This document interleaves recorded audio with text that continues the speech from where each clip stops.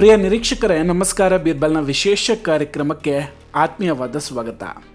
ವೀಕ್ಷಕರೇ, ಪುಟಿನ್ ಭಾರತಕ್ಕೆ ಬಂದು ಹೋಗಿ ಒಂದು ವಾರಕ್ಕಿಂತ ಜಾಸ್ತಿನೇ ದಿನಗಳು ಕಳೆದಿದೆ. ಇಲ್ಲಿ ಮೋದಿಜಿ ಹಾಗೂ ಪುಟಿನ್ ಭೇಟಿಯ ನಡುವೆ ತುಂಬ ಅಚ್ಚರಿಗಳು ನಡೆಯುತ್ತೆ. ಪುಟಿನ್ ಅವರ ವಿಮಾನ ಭಾರತದಲ್ಲಿ ಲ್ಯಾಂಡ್ ಆಗ್ತಿದ್ದಂಗೆ ಮೋದಿಜಿ ಪ್ರೋಟೋಕಾಲನ್ನು ಕೂಡ ಬಿಟ್ಟು ಪುಟಿನ್ ಅವರನ್ನು ಭೇಟಿ ಮಾಡಿ ಅವರನ್ನು ಅಪ್ಪಿಕೊಳ್ತಾರೆ.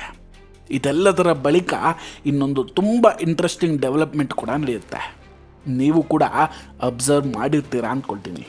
ಮೋದಿಜಿ ಹಾಗೂ ಪುಟಿನ್ ಇಬ್ಬರು ಕೂಡ ಒಟ್ಟಾಗಿ ಒಂದು ಫಾರ್ಚುನರ್ ಕಾರ್ನಲ್ಲಿ ಅಲ್ಲಿಂದ ಹೊರಡ್ತಾರೆ. ಇದು ತುಂಬ ಸರ್ಪ್ರೈಸಿಂಗ್ ಆಗಿತ್ತು. ಅಷ್ಟೊಂದು ಕಾಸ್ಟ್ಲಿಯೆಸ್ಟ್ ಹಾಗೂ ಸುರಕ್ಷಿತ ಕಾರ್ಗಳಿದ್ರೂ ಕೂಡ ಟೊಯೋಟಾ ಫಾರ್ಚುನರ್ ಕಾರ್ನಲ್ಲೇ ಯಾಕೆ ಮೋದಿಜಿ ಪುಟಿನ್ ಅವರನ್ನು ಕೂರಿಸ್ಕೊಂಡು ಬಂದರು? ಸಾಮಾನ್ಯವಾಗಿ ಪ್ರಧಾನಿಯವರು ಪ್ರಯಾಣಿಸಬೇಕಾದ್ರೆ ರೇಂಜ್ ರೋವರ್ನಲ್ಲಿ ನೋಡಿರ್ತೀರ, ಇಲ್ಲಾಂದರೆ BMW ಕಾರ್ನಲ್ಲಿ ನೋಡಿರ್ತೀರ. ಕೆಲವೊಮ್ಮೆ ಮರ್ಸಿಡೀಸ್ ಕೂಡ ಇರುತ್ತೆ. ಮರ್ಸಿಡೀಸ್ ಮತ್ತು BMW ಎರಡೂ ಕೂಡ ಜರ್ಮನ್ ಮೇಕರ್ಸ್ ಕಾರ್ಗಳು. ಹಾಗೆ ನೋಡಿದ್ರೆ ರೇಂಜ್ ರೋವರ್ಸ್ ಟಾಟಾ ಅವರ ಕಂಪನಿ, ಲ್ಯಾಂಡ್ ರೋವರ್ ಅದು ಬ್ರಿಟಿಷ್ನ ಜೆನೆಟಿಕ್ ಕಾರು. ವೀಕ್ಷಕರೇ, ನಿಮಗೆ ಗೊತ್ತಿರಲಿ, ಈ ಎರಡೂ ದೇಶಗಳು ಅಂದರೆ ಜರ್ಮನಿ ಹಾಗೂ ಬ್ರಿಟನ್ ರಷ್ಯಾದ ಎಗೇನ್ಸ್ಟ್ ನ್ಯಾಟೋದಲ್ಲಿ ಆಟಗಳನ್ನು ಆಡೋದನ್ನು ನೋಡಿರ್ತೀರ. ಸೊ ಹೀಗಾಗಿ ಈ ಇಬ್ಬರು ಕೂಡ ಜಪಾನ್ ಮೇಡ್ ಫಾರ್ಚುನರ್ ಕಾರನ್ನು ಬಳಸೋದಕ್ಕೆ ಇದು ಒಂದು ಕಾರಣ ಕೂಡ ಆಗಿರಬಹುದು. ಇನ್ನೊಂದು ಕಡೆ ಉಕ್ರೇನ್ ಮತ್ತು ನಲ್ಲಿ ನ್ಯಾಟೋ ದೇಶಗಳು ಯಾವ ರೀತಿಯಾಗಿ ನಡೆದುಕೊಂಡಿದೆ ಅನ್ನೋದನ್ನು ಕೂಡ ನೀವು ನೋಡಿರ್ತೀರ. ಅಷ್ಟಕ್ಕೂ ಇಲ್ಲಿ ಮೋದಿಜಿ ಹಾಗೂ ಪುಟಿನ್ ಅವರು ಜರ್ಮನಿ ಹಾಗೂ ಬ್ರಿಟನ್ ಕಾರನ್ನು ಬಳಸದೇ ಇರೋದಕ್ಕೆ ಕಾರಣ ಐತೆ, ಅದೆಲ್ಲ ಓಕೆ. ಆದರೆ ಜಪಾನ್ ಕಾರೇ ಯಾಕೆ ಬಳಸಿದ್ರು? ಇಂಡಿಯನ್ ಮೇಡ್ ಕಾರ್ಗಳನ್ನು ಕೂಡ ಅವರು ಬಳಸಬಹುದಿತ್ತಲ್ವಾ? ವೀಕ್ಷಕರೇ, ಇದರಲ್ಲಿ ಒಂದು ದೊಡ್ಡ ಜಿಯೋ ಪಾಲಿಟಿಕಲ್ ಸಿಗ್ನಲ್ ಅಥವಾ ಸಂದೇಶ ಇದೆ. ರೀಸೆಂಟಾಗಿ ನಾವು ರಷ್ಯಾ, ಭಾರತ, ಚೀನಾ ಅನ್ನೋ ಟ್ರಯಾಂಗಲ್ ಬಗ್ಗೆ ಮಾತಾಡ್ತಾ ಇದ್ವಿ. ಆದರೆ ಇನ್ನೊಂದು ಇಂಟ್ರೆಸ್ಟಿಂಗ್ ಡಿಸ್ಕಷನ್ ಕೂಡ ನಡೀತಾ ಇದೆ. ಈಗ ಭಾರತ ಹಾಗೂ ರಷ್ಯಾದ ಜೊತೆಗೆ ಜಪಾನ್ ಸಂಬಂಧ ಕೂಡ ಜಿಯೋ ಪಾಲಿಟಿಕಲಿ ತುಂಬ ಇಂಪಾರ್ಟೆಂಟ್ ಆಗುತ್ತೆ. ಜಪಾನ್ ಒಂದು ಇಂಪಾರ್ಟೆಂಟ್ ಪ್ಲೇಯರ್ ಅಂದರೂ ತಪ್ಪಾಗಲಿಕ್ಕಿಲ್ಲ. ಟೊಯೋಟಾ ಒಂದು ಜಪಾನೀಸ್ ಕಂಪನಿ. ಈ ಜಪಾನನ್ನು ನೆಕ್ಸಸ್ಗೆ ತಗೊಂಡು ಹೋಗೋದು ತುಂಬಾ ಇಂಪಾರ್ಟೆಂಟ್ ಆಗುತ್ತೆ. ಅದು ನೆಕ್ಸಸ್ನ ಪಾರ್ಟ್ ಆಗಿದೆ. ಸೊ ಇದು ಕೇವಲ ಟೊಯೋಟಾ ಕಾರಿನವರೆಗಷ್ಟೇ ಸೀಮಿತ ಆಗಿಲ್ಲ. ನೋಡಿ, ಜಪಾನ್ನ ಮಾಜಿ ಪ್ರಧಾನಮಂತ್ರಿ ಒಬ್ಬರ ಹತ್ಯೆ ಆಗುತ್ತೆ. ಅವರ ಹತ್ಯೆ ನಂತರ 2025 ಮೇ ತಿಂಗಳಲ್ಲಿ ಅವರ ಪತ್ನಿ ರಷ್ಯಾಗೆ ಹೋಗ್ತಾರೆ. ಅಲ್ಲಿ ಅವರು ಪುಟಿನ್ ಅವರನ್ನು ಭೇಟಿ ಮಾಡ್ತಾರೆ. ಒಂದಷ್ಟು ಮೀಟಿಂಗ್ಸ್ಗಳು ಕೂಡ ಆಗುತ್ತೆ. ಮೊದಲಿಂದಲೂ ಕೂಡ ರಷ್ಯಾ ಮತ್ತು ಜಪಾನ್ ವಿರೋಧಿಗಳಂತೂ ಅಲ್ಲ. ಆದ್ರಿಂದಲೇ ರಷ್ಯಾದಲ್ಲಿ ಸಿಂಜಬೆ ಅವರ ವೈಫ್ ಒಂದು ಸ್ಟೇಟ್ಮೆಂಟನ್ನು ಕೊಡ್ತಾರೆ. ರಷ್ಯಾ ನಮ್ಮ ಒಂದು ಇಂಪಾರ್ಟೆಂಟ್ ನೇಬರ್ ಅಂತ. ಇದು ತುಂಬಾ ಮಹತ್ವವಾದ ವಿಷಯ. ಯಾಕಂದರೆ ಇದೇ ಜಪಾನ್ಗೆ ಚೈನಾದಿಂದ ಕೂಡ ಪ್ರಾಬ್ಲಮ್ ಇದೆ. ಚೈನಾ ಮತ್ತು ರಷ್ಯಾ ಈ ಕಡೆ ಕ್ಲೋಸ್ ಇದ್ದಾರೆ.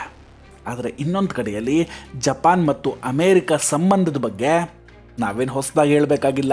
ಜಪಾನಿನ ಹಿರೋಶಿಮಾ, ನಾಗಸಕಿ ಮೇಲೆ ಅಮೇರಿಕ ಮಾಡಿದಂತಹ ಪರಮಾಣು ಇಡೀ ಜಗತ್ತೇ ಮರೆಯಲ್ಲ.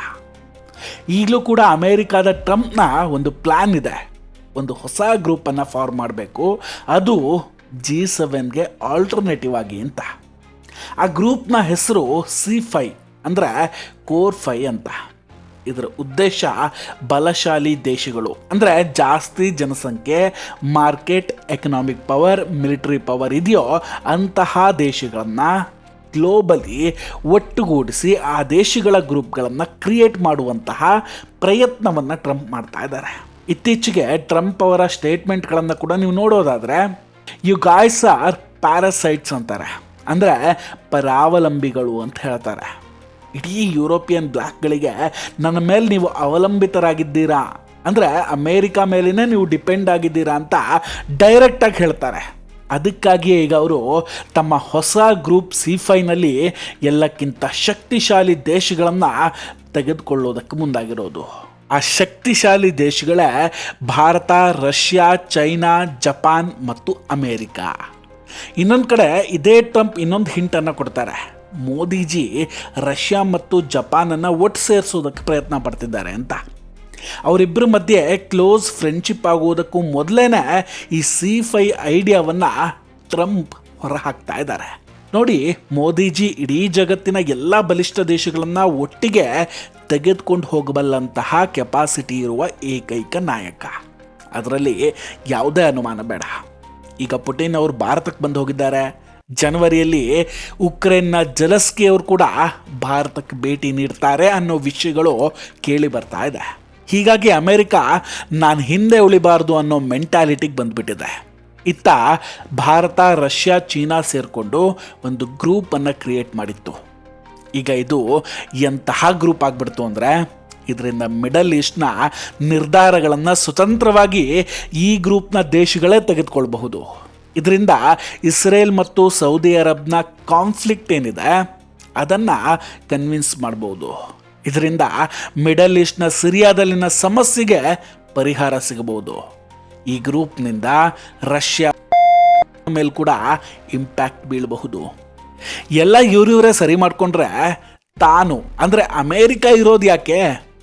ಇದು ಅಮೇರಿಕಾದ ಯೋಚನೆ.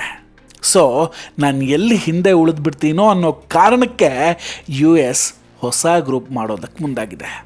ನೋಡಿ, ಒಂದು ಕಡೆ ಅಮೇರಿಕ, ಚೀನಾ ಎದುರಾಳಿಗಳಾದರೆ ಮತ್ತೊಂದು ಕಡೆ ರಷ್ಯಾ, ಅಮೇರಿಕ ಎದುರಾಳಿ. ಚೈನಾ ಮತ್ತು ಜಪಾನ್ರ ಶತ್ರುತ್ವ ಬೇರೆಯೇ ಲೆವೆಲ್ಲು. ಅದು ಹಳೆಯ ವಿರೋಧಿಗಳು. ಜನವರಿಯಲ್ಲಿ ಜೆಲೆನ್ಸ್ಕಿ ಭಾರತಕ್ಕೆ ಭೇಟಿ ನೀಡೋರಿದ್ದಾರೆ. ಅದಾದ ಬಳಿಕ ಈ ರಷ್ಯಾ ಮತ್ತು ನಡುವಿನ ಸಮಸ್ಯೆ ಬಗೆಹರಿತು ಅಂದ್ಕೊಳ್ಳಿ. ಆಗ ರಷ್ಯಾ ಪರಿಹರಿಸಿದಂತಹ ಕ್ರೆಡಿಟು ಮೋದಿಜಿ ಅವರಿಗೆ ಸಿಗುತ್ತೆ. ಹೀಗಾಗಿಯೇ C5 ಹೆಸರಲ್ಲಿ ಅಮೇರಿಕ ತಮ್ಮ ಎಲ್ಲ ವಿರೋಧಿಗಳನ್ನು ಒಗ್ಗೂಡಿಸುವಂತಹ ಪ್ರಯತ್ನವನ್ನು ಮಾಡ್ತಾ ಇದೆ.